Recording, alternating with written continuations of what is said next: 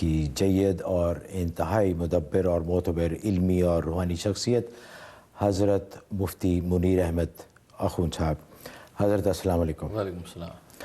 ناظرین، آج 24 ذوالحج ہے اور 20 نومبر انشاءاللہ ہم آئندہ سے ہر پروگرام میں آپ کو اسلامی تاریخ بھی بتایا کریں گے، کیونکہ ہم نہیں چاہتے کہ صرف عیدین کے موقع پر یا رمضان کے موقع پر ہم کیلنڈر کو ڈسکس کریں یا آپ کو بتائیں. انشاءاللہ ہر پروگرام میں ہم آپ کو مطلع رکھیں گے کہ اسلامی تاریخ بھی کیا ہے.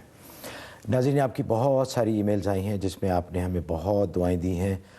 ہمیں بڑی خوشی ہوتی ہے آپ کی ای میلز دیکھ کے، خاص طور پہ جب آپ کہتے ہیں کہ بہت سارے لوگوں نے اس بات کا ذکر کیا ہے کہ وہ اس پروگرام کو دیکھنے کے بعد اللہ تعالیٰ کے بہت قریب ہو گئے ہیں، ان کا رجحان اسلام کی طرف ہو گیا ہے اور ان کو اس پروگرام سے بہت فائدہ ہوا ہے.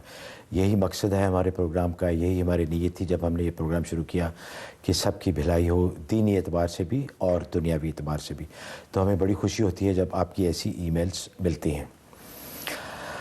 حضرت، ایک بڑا اہم مسئلہ ہے آج کل، وہ یہ ہے کہ بہت سارے لوگ اپنی بچیوں کے نکاح انڈیا پاکستان میں کرتے ہیں اور ان کا طریقہ کار یہ ہے کہ وہ لڑکیوں کو بتاتے نہیں، یا تو کبھی جب خود جاتے ہیں وہاں پہ تو اپنے رشتہ داروں سے یا جہاں بھی ہو وہ ان کا رشتہ طے کر کے آ جاتے ہیں، یا کسی نہ کسی بہانے سے بچیوں کو ساتھ لے جاتے ہیں پاکستان اور وہاں ان کا زبردستی نکاح کر دیتے ہیں.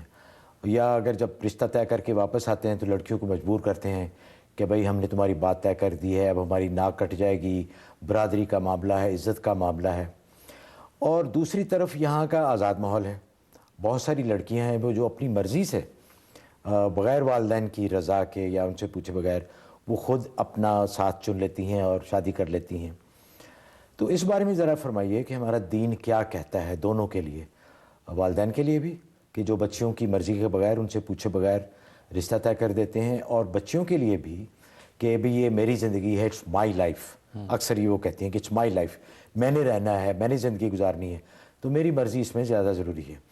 تو اس بارے میں ہمارا دین کیا کہتا ہے؟ بہت سارے ٹی وی میں نے پروگرامز دیکھے ہیں، اس میں مختلف علماء نے بھی اپنی آراء دی ہیں. آپ اس بارے میں کیا فرماتے ہیں؟ نحمدہ ونصلی ونسلم علی رسولہ الکریم، اما بعد. دراصل دین اسلام نے زندگی کے 5 شعبوں پر گفتگو کی ہے، اس لیے کہ انسانی زندگی انہی 5 شعبوں پر منحصر ہے، چھٹا کوئی شعبہ نہیں ہے.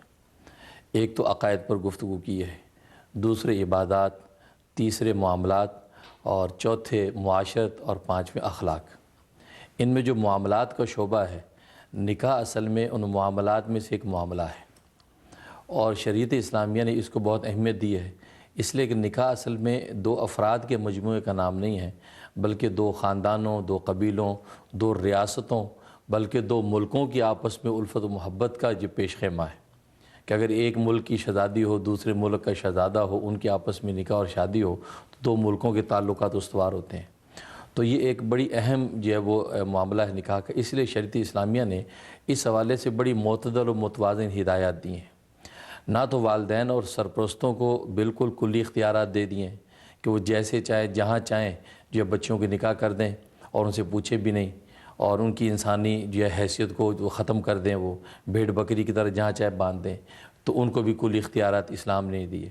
ادھر لڑکیوں کو بھی آزاد نہیں رکھا کہ وہ جس کو چاہے منتخب کر لیں، بھلے وہ جوڑ کا رشتہ ہے یا نہیں، اس کے ہم پلہ رشتہ ہے یا نہیں، تو وہ اپنی نا تجربہ کاری کی وجہ سے، بھول پن کی وجہ سے کسی ایسی رشتے کا انتخاب کر لیں جو ظاہر ہے کہ ان کی زندگی کے لیے مناسب نہیں. تو ادھر وہ صورتحال ہے. اس لیے دین اسلام نے متوازن جو رویہ دیا ہے وہ یہ کہ والدین کو چاہیے کہ بچی کی اجازت کے ساتھ اس کے سامنے پوری تفصیل رشتے کے رکھ دیں اور اس کی اجازت کے ساتھ وہ نکاح کریں. اگر وہ اجازت نہ دے تو نکاح منعقد نہیں ہوگا اور ان کو نکاح کرنے کو کوئی حق نہیں. اگر انڈیا پاکستان میں نکاح کر کے وہ آ گئے اور لڑکی کو بتایا کہ فلاں سے ہم نے نکاح کر دیا ہے، اور لڑکیوں کو پورا رائٹ ہے کہ وہ انکار کر دے کہ مجھے پسند نہیں ہے، میں نہیں کرتی، نکاح فسخ کرنا پڑے گا. اچھا، نکاح ٹوٹ جائے گا. اس کا اختیار شریعت نے اور لڑکیوں کو دیا ہے. اور دوسری طرف اگر لڑکی اپنی مرضی سے نکاح کر لے اور اب دیکھا جائے گا کہ اس نے اپنے جوڑ میں نکاح کیا ہے یا بے جوڑ نکاح کر لیا ہے، تو والدین کو اس حوالے سے جو ہے انکوائری کرنے کا حق ہے. اگر والدین دیکھتے ہیں کہ یہ تو بے جوڑ نکاح کیا ہے، ہم پلہ نکاح نہیں ہے اور اس حوالے سے یہ نکاح مناسب نہیں، تو ان کو یہ حق دیا کہ اس نکاح کو فسخ کر دیں، توڑ دیں۔ اچھا، ہاں، اور اگر ہم پلہ نہیں، بلکہ یہاں تک فقہ نے لکھا ہے کہ اگر لڑکی نے بغیر اولیاء کی اجازت کے بے جوڑ رشتہ کر لیا تو وہ فتویٰ یہی ہے کہ وہ نکاح منعقد ہی نہیں ہوتا، وہ نکاح باطل تو ہے۔ حضرت یہ کون طے کرے گا کہ یہ بے جوڑ ہے؟ بے جوڑ کی تفصیل شریعت نے بتائی، اصل میں 5 وہ چیزیں ہیں کہ جس کے اندر یہ کف کا مسئلہ ہے۔ وہ یہ ہے کہ سب سے پہلی کہ نسب کے اندر برابری ہونی چاہیے، دوسرا مسلمان ہونے میں برابری ہونی چاہیے، تیسرا مالدار ہونے میں برابری ہونی چاہیے، اچھا، اور چوتھا پیشے میں برابری ہونی چاہیے۔ تو یہ جو سلسلے ہیں اس کے اندر وہ برابری اور جوڑ ہوگا تو اس حساب سے وہ تعین کیا جائے گا۔ اچھا، اگر آپ نے کہا کہ مال میں بھی برابری ہونی چاہیے، اگر فرض کریں لڑکا امیر ہے، لڑکی بہت نیک ہے، پڑھی لکھی ہے اور بڑی وہ سلیقہ شعر ہے لیکن غریب ہے، جی، تو وہ تو پھر برابری نہ ہوئی مال کی۔ اصل لڑکی کے حوالے سے کوئی معاملہ نہیں۔ لڑکا اگر جو اپر ہینڈ ہے، مالدار ہے، لڑکی غریب ہے تو کوئی مذاکرہ نہیں ہے، لیکن لڑکی اگر مالدار ہے اور لڑکا اتنا غریب ہے کہ اس کا نان نفقہ نہیں دے سکتا، اس کو سکنا نہیں دے سکتا، رہنے کی جو عام زندگی کی جو ہے اس کو سہولتیں مہیا نہیں کر سکتا، اچھا، تو یہ بے جوڑ رشتہ ہے۔ لیکن یہ ضروری نہیں کہ اس کے گھر والے مالدار ہوں، نہیں، یہ ضروری نہیں، لڑکا ہونا چاہیے اس قابل کہ وہ اس کی بالکل کفالت کر سکے۔ کفالت کر سکے، بھلے والدین سپورٹ کریں، والدین لڑکے کو سپورٹ کرے اور کفالت کر سکے۔ تو یہ وہ چیزیں ہیں کہ جس کے اندر جوڑ ہونا چاہیے۔ لیکن آج کل ہوتا یہ کہ لڑکیاں جو ہے وہ اپنی نا تجربہ کاری کی وجہ سے اور اپنی بھولپن کی وجہ سے ایسے رشتوں کا انتخاب کر لیتی ہیں، اور اس قسم کے فساق فجار قسم کے لڑکے اس کو پٹا لیتے ہیں محبت میں، تو بیچاری ان کے ساتھ ہو جاتی ہیں۔ پتہ چلتا ہے کہ وہ برادری کے اعتبار سے بھی اس کا جوڑ نہیں ہے، اسی طریقے سے حسب نسب کے اعتبار سے جوڑ نہیں ہے، تو نتیجہ یہ ہے کہ پورا خاندان جو وہ متاثر ہوتا ہے، نسل کی نسل آگے خراب ہوتی ہے۔ تو شریعت نے اس فطری تصور کا لحاظ رکھا ہے، دونوں کو اعتدال کے ساتھ فیصلہ کرنا چاہیے، اور بے اعتدالی کے ساتھ دونوں کو تکلیف ہوگی۔ اچھا سر، اکثر والدین کا نقطہ نظر یہ ہوتا ہے کہ وہ کہتے ہیں کہ بھی ہمارا تجربہ زیادہ ہے، ہم زیادہ بہتر جانتے ہیں تمہارے بارے میں، ہماری عمر زیادہ ہے، ہم نے زیادہ دنیا دیکھی ہوئی، تمہیں پتہ نہیں ہے، اور اس کو یوز کرتے ہوئے وہ اکثر ان کے اوپر زبردستی کر دیتے ہیں کہ بھئی ہم زیادہ بہتر جانتے ہیں، ہم تمہاری بہتری کے لیے فیصلہ کر رہے ہیں، ہاں اس کی مرضی ہو بچے کی یا نہ، تو یہ جائز ہے؟ لیکن اس میں ایسا ہے کہ اگر وہ اپنے بچی کا کانفیڈنس اگر اس کو دیتے ہیں اور اپنا اعتماد بٹھاتے ہیں کہ واقعی ہم تجربہ کار ہیں، آپ ہماری بات مانیں، لڑکی اگر اس کو ایکسیپٹ کرتی ہے، ان کے رشتے کو مان لیتی ہے تو کوئی حرج نہیں، اور اگر نہ کرے لڑکی نہ مانے تو ان کو کوئی حق نہیں پہنچتا، اس نکاح کو ختم کرنا پڑے گا۔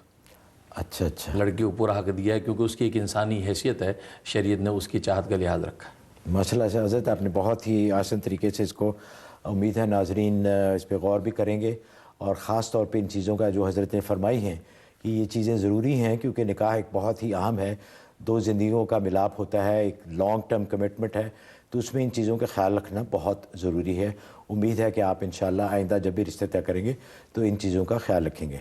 ہماری کالر ہیں لائن پہ، عروج ہیں ہیوسٹن سے۔ جی السلام علیکم۔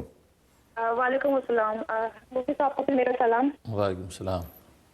میرا سوال یہ ہے کہ میرے والد ہیں، والد صاحب ہیں، ان کے پیسے ان کے بزنس پارٹنر پہ کافی عرصے سے، سمجھ لیں 20 سال سے ڈیو ہیں، اچھا جی، اور وہ انہوں نے اس وقت کہا تھا کہ پروفٹ جو بھی ہوگا ہم اس میں سے آپ کو دیں گے، لیکن انہوں نے کبھی ایسا کچھ دیا نہیں، اور جب بھی ان سے بات کرتے ہیں تو وہ ٹالتے رہتے ہیں۔ اگر آپ اس کے بارے میں کچھ پڑھنے کے لیے بتا دیجیے، اور اگر یہ جو بتائیں گے آپ، وہ میرے والد صاحب کو ہی پڑھنا ہے یا کوئی بھی گھر کا ممبر پڑھ سکتا ہے؟ اچھا، انہوں نے کیا پارٹنرشپ کی تھی؟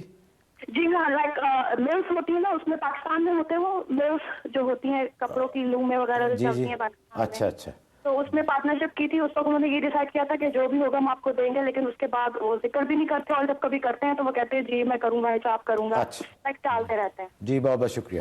جی ہاں، اس کے لیے آپ ایسا کریں کہ ہر نماز کے بعد جب دعا مانگیں تو اس سے پہلے 45 دفعہ یا مزلو پڑھیں، یا مزلو 45 دفعہ پڑھ کے پھر دعا کریں، اور رات عشاء کے بعد 313 دفعہ یہی اسم یا مزلو، یہ 313 دفعہ پڑھنا ہے، اول آخر 11 دفعہ درود شریف، اور دعا کر لینی ہے، اور تصور یہ کرنا ہے کہ جب آپ پڑھیں تصور یہ کرنا ہے کہ ان کی امانت جو ہے وہ واپس کر رہا ہے۔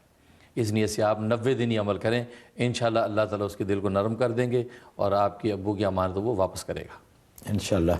ناظرین، آپ سے پھر درخواست ہے، ایک یاد دہانی بھی ہے کہ قلم اور کاغذ ساتھ رکھ لیا کریں تاکہ آپ جو حضرت بتاتے ہیں، اب بہت سارے لوگ ہوں گے جن کے پیسے پھنسے ہوئے ہیں یا جنہوں نے پارٹنرشپ کی اور ان کو ان کے پیسے واپس نہیں مل رہے، تو وہ بھی یہ وظیفہ کر سکتے ہیں. تو آپ سے درخواست ہے کہ کوئی چیز مس نہ ہو اور ہمارا وقت بھی ضائع نہ ہو، ہمیں دوبارہ نہ بتانا پڑے، تو کاغذ قلم ساتھ رکھ لیا کریں.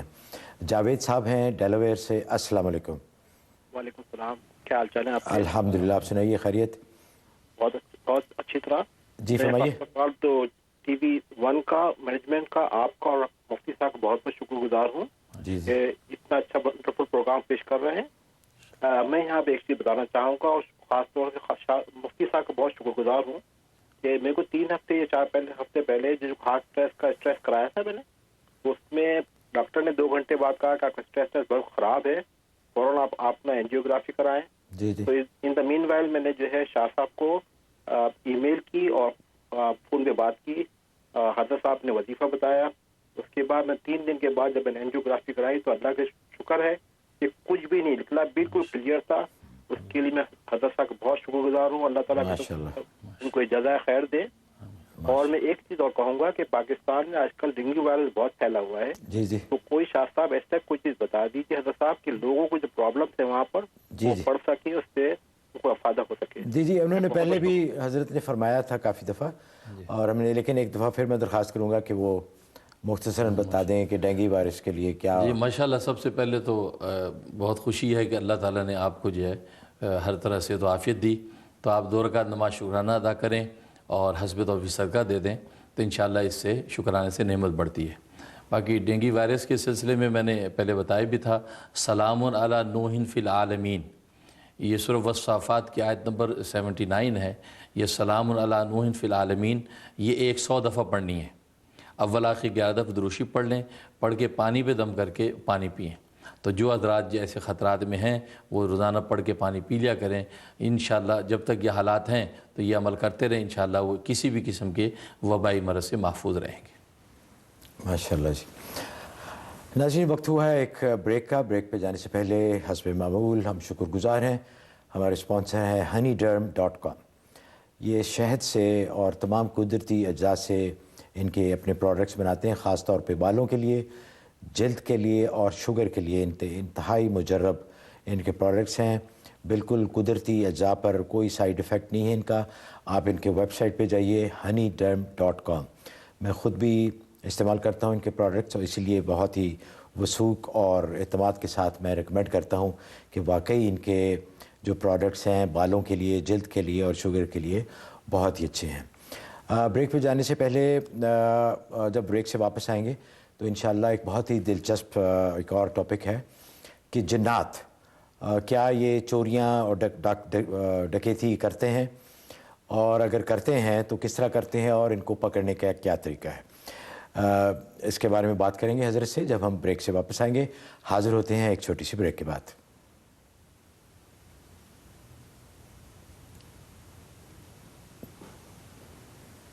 رقومات بھیجنے کا آسان، تیز ترین اور محفوظ ذریعہ ہے، اور ہنی ڈرم نے جو جلد اور بالوں کے امراض میں خالص شہد اور قدرتی اجزاء پر مشتمل بہترین پروڈکٹ ہے. اس دھرتی کے سب رنگ لیے،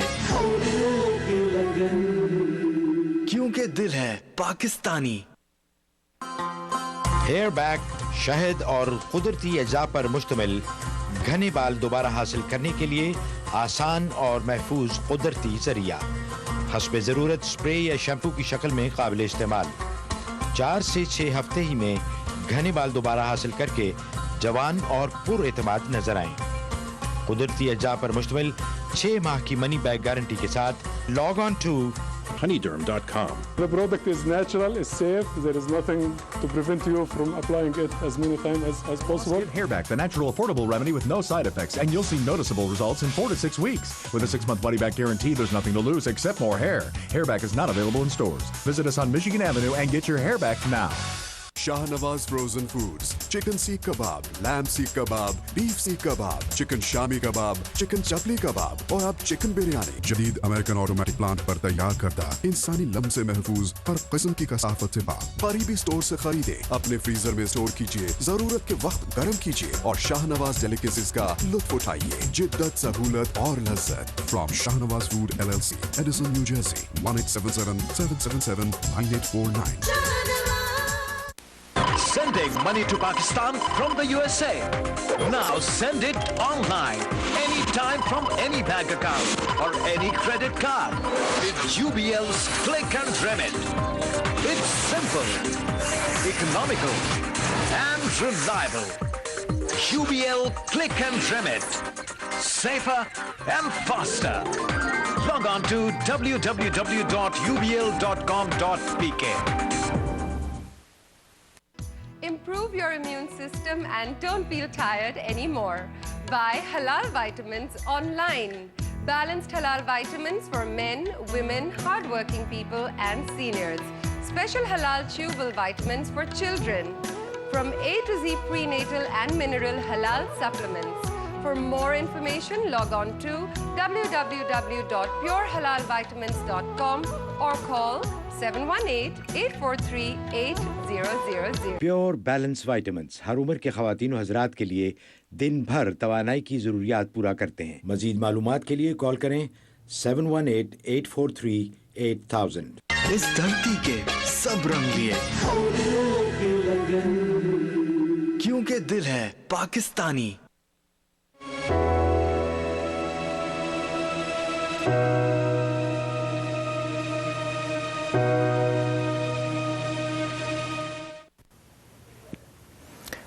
गैब की बातें न्यूयॉर्क से लाइव आपकी खिदमत में दोबारा हाज़िर और आपको भी दोबारा बहुत बहुत खुश आमदेद। अच्छा, ज़रा ब्रेक पे जाने से पहले जैसे मैंने अर्ज़ किया, पिछले प्रोग्राम में हमने अगवा के बारे में बातें की थी कि जिन्नात भी क्या अगवा कर लेते हैं, अगवा बराए तावान।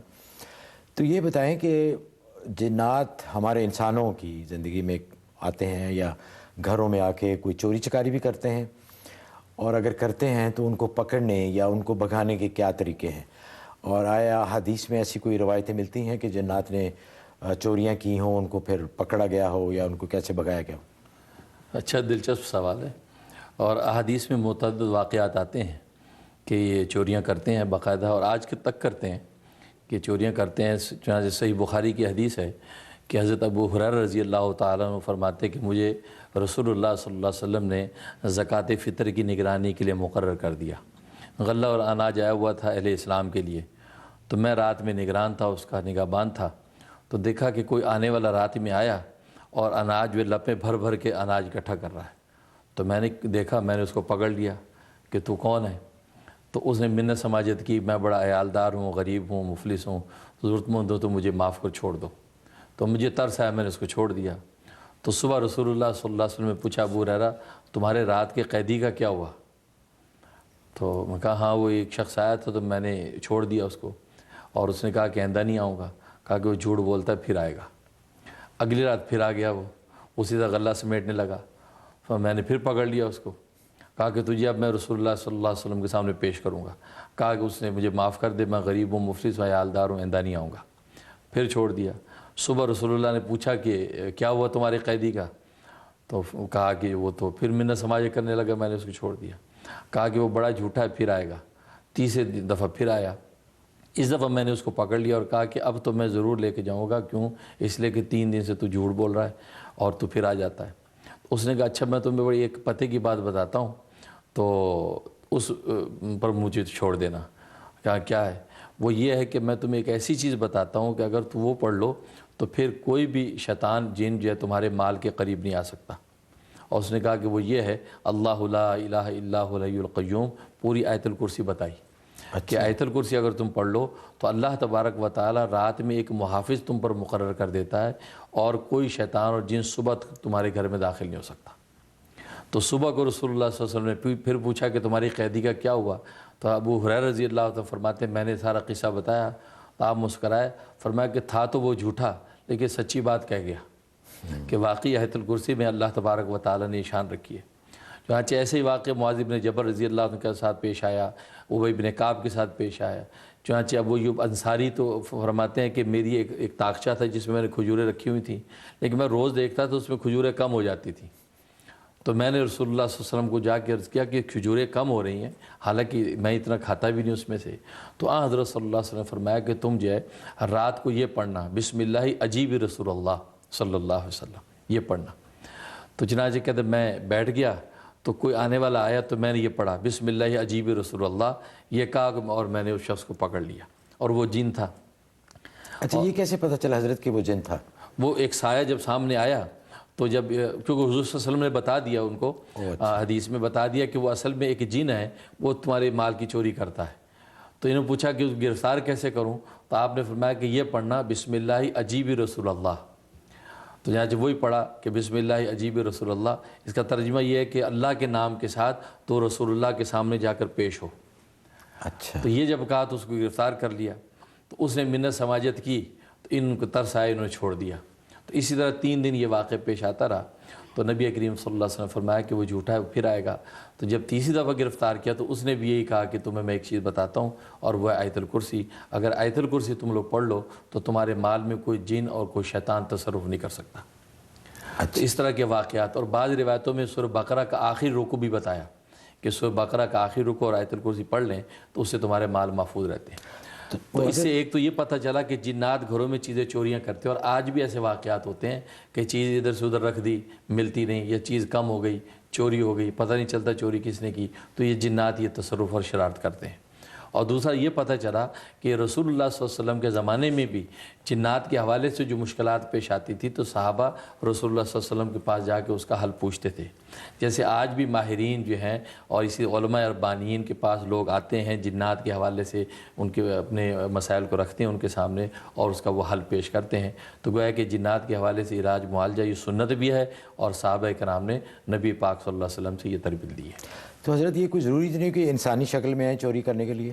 ضروری نہیں ہے، اس لیے اسے ابی بن کعب فرماتے اپنی روایت میں کہ میں نے ایک بالغ لڑکے جتنا جانور دیکھا جس کو میں نے گرفتار کیا، تو اس کو میں نے کہا کہ اپنا ہاتھ میرے ہاتھ میں دے۔ جب اس نے ہاتھ دیا تو اس کا ہاتھ ایسے تھا جیسے کتے کا ہاتھ ہوتا ہے، اور اس کے ہاتھ کے اوپر بال ایسے تھے جیسے کتے کے بال ہوتے ہیں، تو اس طرح کا وہ سراپا تھا، ایک خاص قسم کے جانور جو ایک بالغ لڑکے جتنا۔ تو مختلف شکلوں کے اندر چیزیں آتی ہیں اور یہ باقاعدہ چوری کرتے ہیں۔ تو حضرت اگر ہمارے ساتھ کوئی ایسا واقعہ ہو جیسے آپ نے فرمایا کہ حضور صلی اللہ علیہ وسلم نے یہ دعا بتائی تھی، کوئی آئے جن چوری کے لیے ہم یہ دعا پڑھیں اور اس کو پکڑ لیں، تو اس کو پھر کیا کریں؟ پولیس کے حوالے کریں یا آپ کے پاس لیں؟ وہ خود آپ اس سے معاہدہ کریں، کوئی بھی معاہدہ کریں کہ بھئی دیکھو ہم دوبارہ تم نے نہیں آنا، ہمیں نہیں ستانا تم نے۔ تو کچھ بھی بتایا گیا، جیسے خود آیت الکرسی شیاطین نے بتائی کہ اگر آیت الکرسی کا اہتمام رکھیں گے تو دوبارہ ہم نہیں آئیں گے، تو کوئی بھی آپ معاہدہ ان سے کر سکتے ہیں۔ اچھا جی، تو ایسا بھی کر سکتے ہیں کہ اب تم ادھر ہی رہو، ہمارے کام شام کرو؟ آپ اس میں دوستی کر سکتے ہیں۔ اچھا، اب یہ کہہ سکتے ہیں کہ ٹھیک ہے ہماری آپ کی دوستی ہے، تو کبھی کوئی ایسے واقعات حالات ہوں تو آپ ہماری اس میں مددگار ہوں، کہ ٹھیک ہے دوستی ہو جائے گی تو آپ کی مدد بھی کر سکتے ہیں۔ واہ، یہ تو زبردست ہے، ایسا ہوتا ہے۔ اچھا عربیہ ہیں جی نیو یارک سے، السلام علیکم۔ وعلیکم السلام۔ جی فرمائیے۔ میرے پاس ایک سوال ہے، لیکن اس سے پہلے میں تھینک یو کرنا چاہتی ہوں کیونکہ میں نے کمپٹیشن کے لیے دعا پوچھی تھی اور میں وہ کمپٹیشن جیت گئی۔ کس چیز کا کمپٹیشن تھا عربیہ؟ میرا ایک حج کمپٹیشن تھا۔ کس کا؟ حج۔ جی اچھا، تو آپ جیت گئی ماشاءاللہ۔ جی چلیں، بڑی خوشی ہوئی، تھینک یو۔ اور ایک سوال تھا، میری کزن کی امی، میری پھپھو، ان کا پہلے انتقال ہو چکا تھا، تو ان کو ڈریم آیا تھا کہ ان کی امی نے کپڑے نہیں پہنے ہوئے تھے اور وہ کسی چیز سے ڈر رہی تھی، لیکن ان کو نظر نہیں آ رہا تھا وہ چیز ہے کیا تھی۔ خواب میں نظر آیا کہ ان کی امی میں سے کوئی شیشے کی چیز نکلی تھی، تو اس کا خواب کا مطلب پوچھنا تھا۔ اور ایک سوال تھا کہ اگر گھر میں محفل کروائیں تو کیا پڑھنا چاہیے؟ کیا کرائیں؟ کیا پڑھنا چاہیے؟ نہیں، گھر میں کیا کرائیں؟ محفل۔ جی اچھا جی، شکریہ۔ ماشاءاللہ، سب سے پہلے تو بڑی خوشی ہوئی کہ آپ کمپٹیشن جیت گئی ہیں۔ مجھے یاد ہے کہ محمود صاحب نے آپ سے کہا تھا کہ کمپٹیشن کا جو رزلٹ ہو بتائیں، تو آپ دور کا نماز شکرانہ ادا کریں۔ اللہ دنیا میں جیسے آپ کو جتائے تو آخرت کے کمپٹیشن میں بھی اللہ آپ کو کامیاب کرے۔ اور دوسرا یہ ہے کہ جو خواب دیکھا ہے اس کا مطلب ہے کہ غالباً آپ نے جیسے بتایا کہ وہ والدہ فوت ہو چکی ہیں۔ ہاں جی، ان کی والدہ کی کزن۔ جو کزن، ان کو جو اس حالت میں دیکھا ہے تو یہ ان کی بخشش کی علامت ہے کہ کپڑوں کے بغیر جو دیکھا ہے ان کی بخشش کی علامت ہے، تو ان کو جنت کے لباس مہیا کیے جائیں گے اور ان کی اچھی حالت ہے۔ اور تیسرا جو ہے محفل کروائیں۔ اب محفل کس چیز کی کروانی ہے؟ محفل درود کروانی ہے، محفل ذکر کروانی ہے، تو ڈیپینڈ کرتا ہے آپ کون سی محفل کروانا چاہتی ہیں۔ اگر محفل درود کرنی ہے تو 1.25 لاکھ جو ہے درود شریف جو ہے سب لوگ بیٹھ کے چیئر رکھ لیں، گٹھلیاں رکھ لیں، اس پہ 1.25 لاکھ درود شریف پڑھیں، یہ پڑھنا چاہیے۔ اگر محفل ذکر کرنی ہے تو لا الہ الا اللہ محمد رسول اللہ 1.25 لاکھ وہ اس کا نصاب پورا کر لیں۔ یہ اس کے علاوہ ویسے سلامتی کے لیے یا سلاموں کا جو ہے ختم کرنا ہے، تو ڈیپینڈ کرتا آپ کیا کرنا چاہتی ہیں، اس حوالے سے 70,000 یا 1.25 لاکھ جو ہے وہ ذکر کر کے آپ اپنے مقاصد حسنہ کے لیے دعا کر لیں، اس سے خیر و برکت ہوتی ہے۔ اچھا حضرت، ایک ای میل ہے اسی حوالے سے، ذکر کے حوالے سے۔ آپ نے پچھلے چند پروگرامز میں آپ نے فرمایا تھا لا حول ولا قوت الا باللہ، کہ الا باللہ تک پڑھنا ہے، تو انہوں نے کہا ہے کہ بھی اس کا کیا ہے کہ ہم الا باللہ العلی العظیم کیوں نہیں پڑھ سکتے؟ یہ آپ کیوں روک دیتے ہیں الا باللہ پر؟ اس کی کوئی خاص وجہ؟ اصل میں بات یہ ہے کہ احادیث میں ایسا آتا ہے کہ احادیث میں بعض روایات میں الا باللہ تک آتا ہے اور بعض روایات میں الا باللہ العلی العظیم تک آتا ہے۔ تو چونکہ مختلف صیغے موجود ہیں روایت میں، تو اسی حوالے سے بزرگان دین اس کو متعین کرتے ہیں کہ اگر مشکلات کے حوالے سے آپ نے یہ 500 کا وظیفہ پڑھنا ہے تو الا باللہ تک پڑھا جائے گا اور اول آخر 100 دفعہ درود شریف پڑھا جائے گا۔ جیسے خود